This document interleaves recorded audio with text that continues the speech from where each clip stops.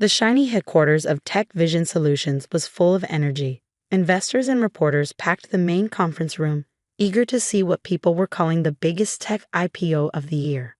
I adjusted my glasses and quietly took a seat at the back, blending into the crowd. "Ladies and gentlemen," the investment banker announced, "please welcome Tech Vision's founder and CEO, Jack Porter." My ex-husband walked onto the stage with confidence. In his expensive suit and perfectly styled hair, he looked like the picture of success. The audience clapped loudly.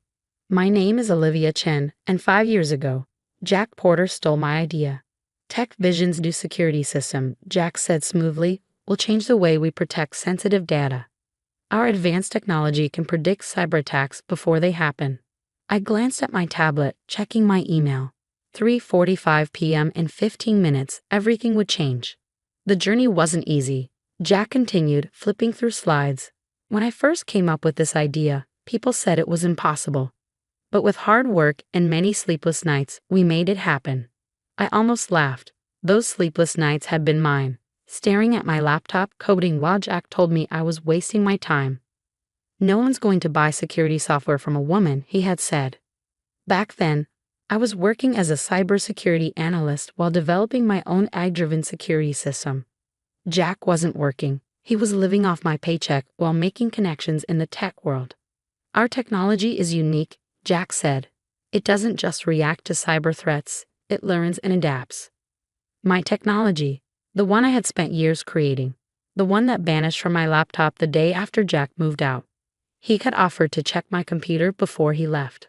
I refused, but I had already suspected something: the late-night calls, his sudden interest in my work, the way he asked specific questions about my system. So I took precautions. "Tech Vision's technology is protected by patents," Jack continued, showing a slide with patent numbers. "Our intellectual property is secure." I checked my phone.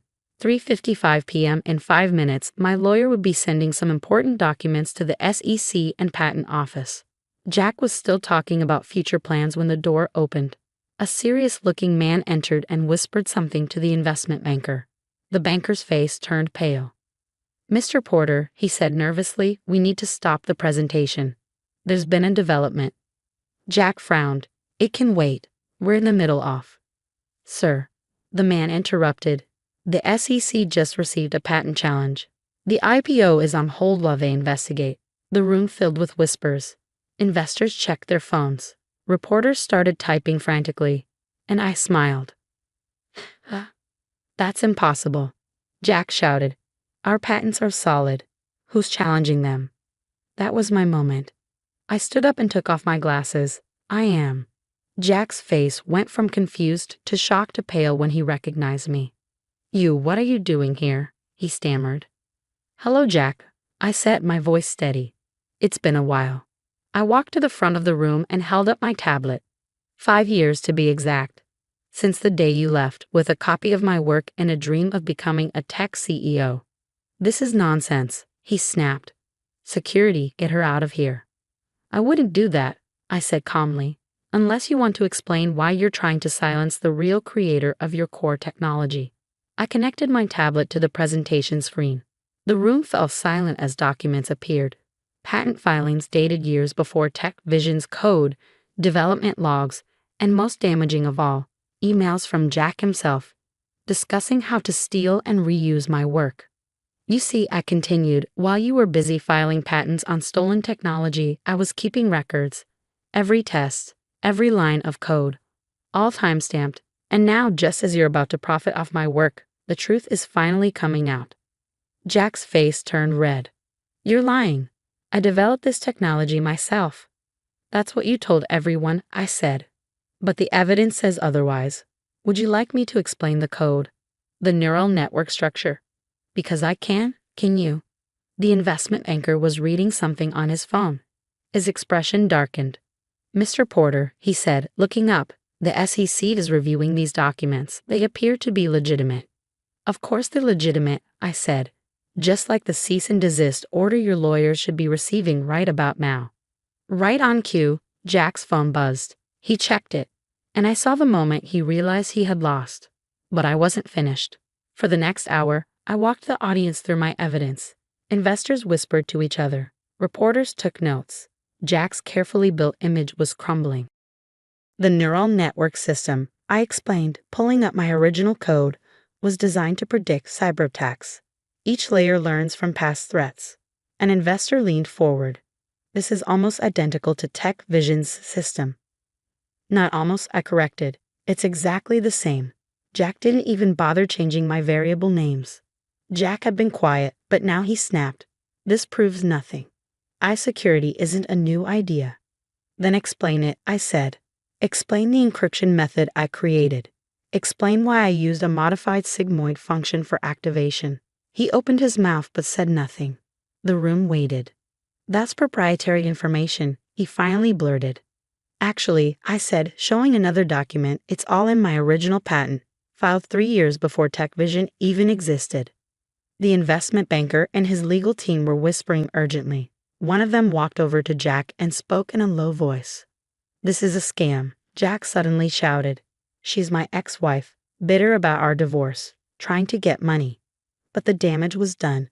Everyone in the room knew the truth. I held up my hand. Let me stop you right there, Jack. This isn't about money. It's about the truth. About giving credit where it's due. I turned to face the room. 5 years ago, this man stole my work, my dream, and used it to build his success. Today, I'm taking it back. Jack laughed, but his voice shook with panic. You can't just walk in here and... Actually, I can. I cut in, nodding toward my lawyer, who had just entered. The patent office has already started an investigation. The SEC is stopping the IPO while they review the case. And most importantly, I pause, letting the moment sink in. I now own the majority of Tech Vision Solutions. The room exploded in shock. Jack's face drained of color. That's impossible, he whispered. The majority shares belong to venture capital firms. They did, I corrected. Until this morning when Quantum Ventures bought them. Do you know who owns Quantum Ventures, Jack? I didn't wait for his answer. I pulled up the final document, incorporation papers listing me as the sole owner of Quantum Ventures, the firm that had just taken control of Tech Vision. While you were busy pretending to be a tech CEO, I said I was building my own company, a venture capital firm focused on cybersecurity startups. We've been buying shares in Tech Vision for a year, waiting for this moment. The investment banker stepped forward, looking serious. Mr. Porter, given these developments, we have to suspend the IPO. The SEC will need to. This is a setup, Jack shouted. A trick. You can't just walk in and ruin everything I built. I tilted my head. Everything you built? Let's talk about that. A company built on stolen technology, a reputation built on lies. And now, I smiled. It's all falling apart. The next few weeks were filled with legal battles, news headlines, and company changes. Tech Vision's board held an emergency meeting, and with all the evidence against him, they voted to remove Jack as CEO. Now, I sat in Jack's former office, now mine, going through my original code. He had made some changes over the years, but they were just small tweaks, like painting over a stolen car. Miss Chen, my assistant, peeked in. Jack's lawyers are here. They have a proposal. I nodded. Send them in. 2 lawyers in expensive suits walked in, looking uneasy. I recognized them from my divorce 5 years ago. They had been just as smug back then. Mrs. Porter, one began. Miss Chen, I corrected. What do you want? They exchanged glances before the older one spoke. Our client is willing to offer a generous settlement if you drop the patent case and sign an NDA about the technology's origins. He's offering $20 million. I actually laughed. 20 million. For technology worth billions, that protects Fortune 500 companies. 30 million, the younger one added quickly. Plus, a public statement acknowledging your contributions. I stood up and looked out the window at the city below. Let's be clear, this isn't about money. It's about justice. Your client didn't just steal my code. He tried to erase me from my own creation's history. Miss Chen, the older lawyer said carefully, legal battles can take years. The bad publicity could hurt the company's value. The company's already damaged, I said, turning back to them, because it was built on lies. But I'm going to fix that starting today. I folded my arms. Here's my offer. Jack publicly admits he stole my work. resigns from the board, and gives up all his remaining shares. Those shares will go into a foundation I'm creating to support women in tech. In return, I won't press charges for intellectual property theft. The lawyer stared at me, clearly not expecting this. That's everything he has left, the younger lawyer said. No, I replied. He had a chance to do the right thing, to build something real. Instead, he chose to steal and lie. Now he has to face the consequences. After they left, I called a company-wide meeting. The employees deserved to hear the truth from me. Standing on the same stage where Jack had tried to launch his IPO, I looked at the crowd of anxious faces.